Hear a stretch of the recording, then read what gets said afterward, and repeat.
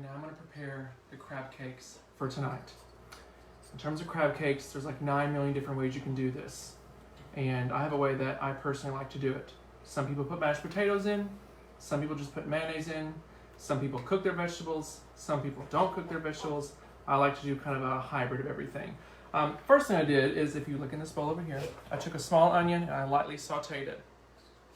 I then took 2 sticks of celery, 1 medium red bell pepper, yellow bell pepper, green bell pepper, chopped those up pretty finely. And after my onions were sauteed lightly, I added half of the celery and bell pepper mixture to the pan. The rest of it I left raw. So in this bowl, some of this stuff is uncooked and some of it is lightly cooked. That's just kind of found that's the kind of texture I like for it. I don't like it all cooked. I don't like it all raw. And then I added 2 teaspoons of Old Bay. I added the zest and juice of 1 lemon. Added some freshly ground black pepper in there. And here I took 1 large potato, peeled it, cut it, boiled it, mashed it. I added mayonnaise to this. I did not add, instead of the sour cream or milk, decided to add mayonnaise because a lot of crab cake recipes, I instantly think of mayonnaise a lot. Here, of course, I've got some mayonnaise, and I've got a couple eggs, I've got my Tabasco sauce, and my salt and pepper, and of course my crab meat here. And this is claw, hand-picked, crab meat. So, got that. First thing you want to do is you want to make sure you add the crab meat last, because you don't want to overmix it. You want to be kind of in large chunks there. So I'm going to add my eggs first. Actually, that'll be easier. This is one of my favorite whisks in the whole wide world. It became my favorite the first time I saw Nigella Lawson use this thing on one of her TV shows, and I had to find it. So I just searched on Amazon Nigella Lawson whisk, and this popped up. It's the best thing. Lightly mix our eggs in here. Okay. I'll start here. I've got about a cup of mayonnaise. Another good thing about adding, mashed potatoes and so forth, if you're trying to feed more people, and this stuff right here, this is on sale for $10, and normally it's $15, but I've even seen them for like $30 a can. It can be kind of pricey. So what you can do is you can add either more vegetables, more potatoes to it, more things to kind of fill it up, to kind of get more bang for your buck, so to speak there. Mix this up a little bit. Add my potato. Love potatoes. I love potatoes in salmon cakes. I love them in tuna cakes. I love them in cod cakes.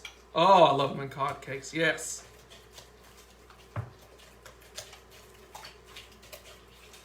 Got that. Just mixing that up there. Okay, then I'm going to add my vegetable mixture. Partially cooked, partially uncooked. That's just the way I like it. You don't have to do that. You can lightly saute everything. You can just saute celery and onions and add your bell peppers raw if you like that. I mean, it's really whatever you like.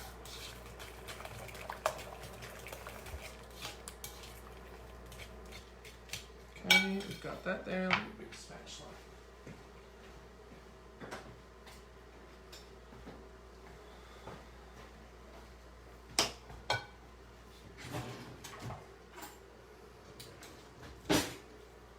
And just in case, if this mixture is too liquidy, I think what I'm going to do is I'm going to put some of this, about half of this away for now, in case if it's too wet. But if it is too wet, you need to add some instant potatoes, that's fine too. Just do a little bit of this. Add our, oh yes. Doesn't smell disgustingly fishy or anything like that. Thank heavens. You never want that. I meant to get a fork.